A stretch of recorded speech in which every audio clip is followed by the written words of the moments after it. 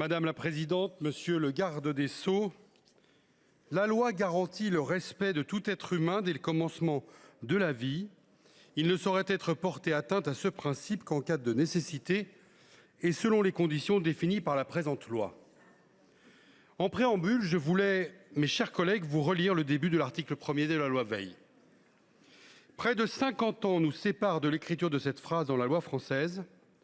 Avec la terminologie choisie par le gouvernement, nous sommes très loin de l'équilibre fondamental auquel Simone Veil était tant attachée. Mais cet après-midi, nous n'aurions donc pas le choix.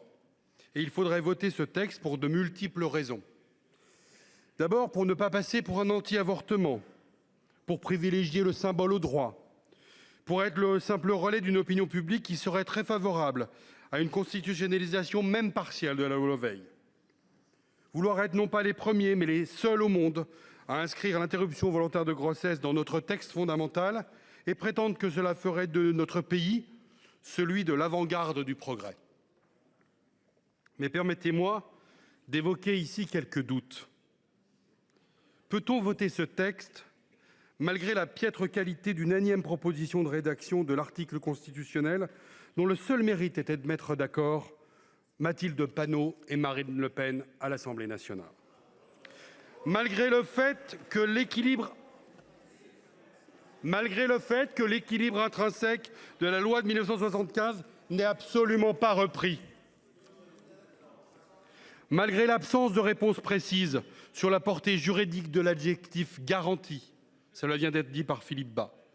Malgré le risque de voir encore renforcer les pouvoirs du Conseil constitutionnel qui ont été étendus depuis 2008 avec la question prioritaire de constitutionnalité.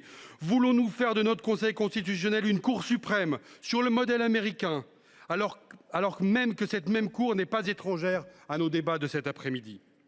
En cas d'avènement d'un président illibéral, d'un gouvernement illibéral, d'une majorité illibérale, combien de temps leur faudrait-il pour prendre le contrôle politique du Conseil constitutionnel? Mes chers collègues, telle la parabole de la fable de la paille et de la poutre, ce n'est certainement pas cette inscription constitutionnelle qui répondra à la fermeture de 130 centres IVG ces 10 dernières années dans notre pays, ou qui empêchera à CNews de faire des comparaisons stupides. Parce que le débat de l'accès est le seul qui vaille. Et je le dis comme membre et même comme militant de la délégation aux droits des femmes du Sénat. Mes chers collègues, la volonté de mettre quelque chose dans la Constitution ne peut pas l'emporter sur le raisonnement juridique le plus simple.